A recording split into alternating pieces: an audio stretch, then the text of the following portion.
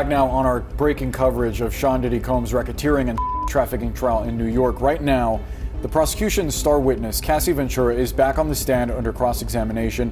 And moments ago, the judge just weighed in on timing, telling the defense they have until tomorrow's lunch break to continue questioning her, adding that anything after that would be up to his discretion. Diddy's family walked into the courthouse like they were bracing for war. No words, no emotion, just locked jaws and serious stares. From the outside, they looked like a unit, calm, collected, maybe even confident. But by the time they walked out, that image had crumbled. Stephen, very disturbing are the allegations here that these workers or others were drugged to the point where they didn't know what they were doing. A lot of the people that are involved, it looks like they were professional workers. So they knew they were getting into something.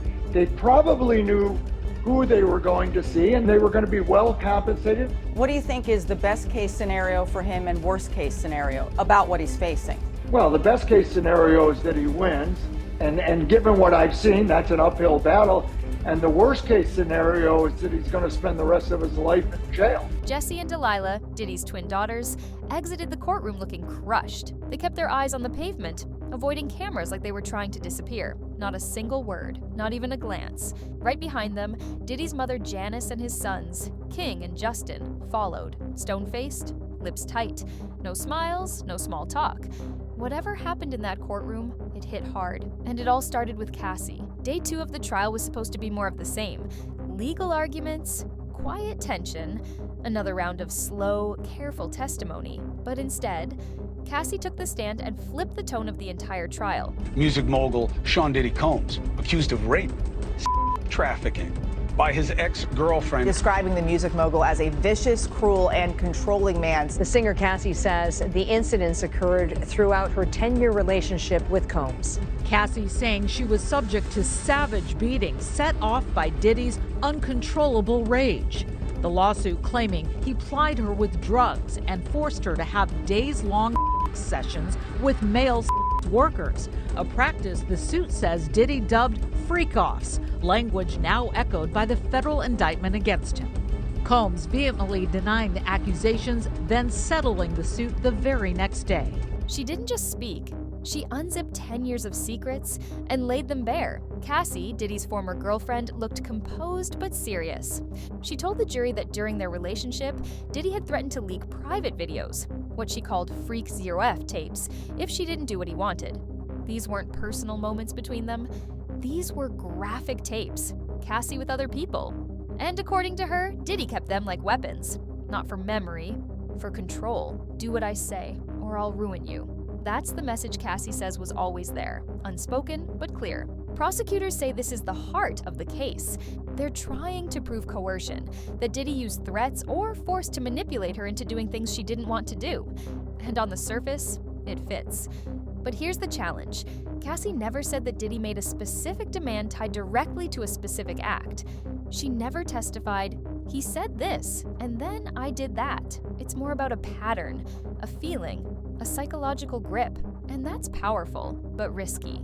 Because the jury doesn't just want to feel, they want evidence. They want cause and effect. That missing connection, the absence of a clearly stated threat followed by a forced action, might give the defense just enough room to cast doubt. But even so, the weight of what Cassie said hit like a freight train. Because this isn't the first time Diddy has been accused of this kind of control. Cassie wasn't the only woman. Before her, there was Kim Porter. Kim was close to Diddy for years, the mother of 3 of his children. But behind the scenes, stories swirled. According to reports, Kim had been preparing to release a tell-all to speak publicly about Diddy's darkest side. But before that ever happened, Kim died suddenly. Do you believe that she died of pneumonia? Absolutely not. Why? What evidence do you have? She was in the best of health. We just saw each other prior to her passing. We were actually celebrating our son's new Netflix Christmas special, and she was doing just fine. In fact, we were all at the event together at Netflix in the lobby. Sean, myself, the children, all having a great time. And I'm, grabbing Sean like, what? And she's in the back going, stop, So it was a really festive opportunity just for all of us to be together, because it's nothing like the circus that's out here. So it was a lot of the stuff, came to surprise, but a lot of the stuff will be revealed and that's why I thought it would be a good idea to finally tell my story. Every network came to me. The official cause? Pneumonia. But many people never bought that story. Now, with Cassie's testimony echoing what some believe Kim was preparing to reveal, the courtroom tension has only grown. And Cassie didn't stop there. She opened up about what she described as deep humiliation. She said she never wanted to be part of the freak-offs, those graphic, organized encounters Diddy allegedly orchestrated. But she was afraid to say no. At one point, she said she tried to bring it up with him gently. Not because it was a small issue, but because she didn't want to make him angry. That fear hovered over everything. But again, the legal system doesn't just deal in fear, it deals in proof. What did Diddy say? What did he do that directly pressured her? That's where things get murky. That's where the defense sees opportunity. Then, Cassie dropped one of the most graphic claims yet. She told the court that during a freak-off, Diddy, or people acting under his orders, urinated on her. When asked if she wanted that to happen, she didn't hesitate. It was disgusting. I choked. I didn't want anyone to do that. But then came the key legal moment. The prosecutor asked, "Did you say no? Did you tell them to stop?" Cassie said she didn't have to. She thought it was obvious. But under the law, obvious isn't always enough. The defense will jump on that moment. They'll argue, no clear refusal, no proof of force. Cassie didn't give consent, but she also didn't explicitly resist.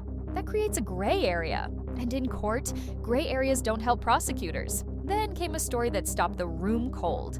Cassie brought up the infamous 2016 incident at the Intercontinental Hotel, the same one that went viral. She said she was trying to leave a freak-off early. She had a red carpet premiere the next day. Diddy snapped. She ran toward the elevator, and that's when she says he threw her to the ground. The courtroom went still. That moment reminded everyone, this wasn't just about manipulation. There were violent outbursts, too. And the pattern of fear wasn't just emotional, it was physical. Once again, people started drawing lines between Cassie's story and Kim Porter's, between what Cassie experienced and what Kim may have tried to expose. And just when you thought it couldn't get any darker, another twist landed. Tales of appalling physical abuse by Sean Combs as prosecutors portrayed him as a monster who controlled people and plied them with drugs, threats, money, brandishing guns during these on-camera performances that he liked to call freak-offs.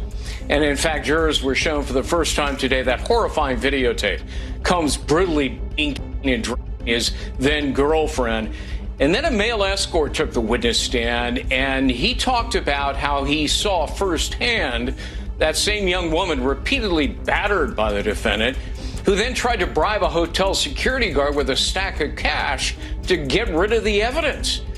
In opening statements, what struck me was how the defense attorney openly admitted that her client committed domestic violence, but then tried to argue, well, that's not sex trafficking for which he's charged. Technically, yes, but it is an underlying crime in the racketeering case against him, which includes kidnapping, arson, crimes, bribery, obstruction, all part of this alleged criminal enterprise run by Sean Combs. His attorney also admitted to the jury that her client's conduct is, quote unquote, indefensible, and that he may be a sex deviant, but that doesn't make him a criminal, which strikes me as not a terribly great defense. The prosecution wants to show the jury one of the actual freak Zero-F tapes. The defense? They're doing everything they can to stop it. They don't want the jury to see it. They definitely don't want the media to see it. And no one knows how the judge will rule. Will it be shown in a closed courtroom? Will only the jury get to watch it? Or will it be tossed out completely? And the biggest question, what's on that tape? Does it show Diddy coercing anyone? Or is it ambiguous enough to be twisted either way? Because right now, the jury sees Cassie as calm. With the selection of a jury in the Sean Diddy Combs case almost complete, prosecutors are preparing for opening arguments on Monday. But they admit there's a snag. One of their key witnesses against the rapper appears to have gone missing. This comes as we learn that Combs' ex-girlfriend, who was seen on video being assaulted by the rapper, is pregnant. Here's Les Trent. Collected, pregnant, speaking with steady emotion. But if they see her in that tape, caught in a raw, explicit moment, will they see her the same way? It could build empathy, or it could backfire. No matter how this ends, one thing is crystal clear. This trial isn't about one incident. It's not about a single bad night. It's about a decade of alleged power, fear, control, and a spotlight that's now burning hotter than ever. And as each day passes, that spotlight is only getting brighter, and the shadows it's exposing are getting darker.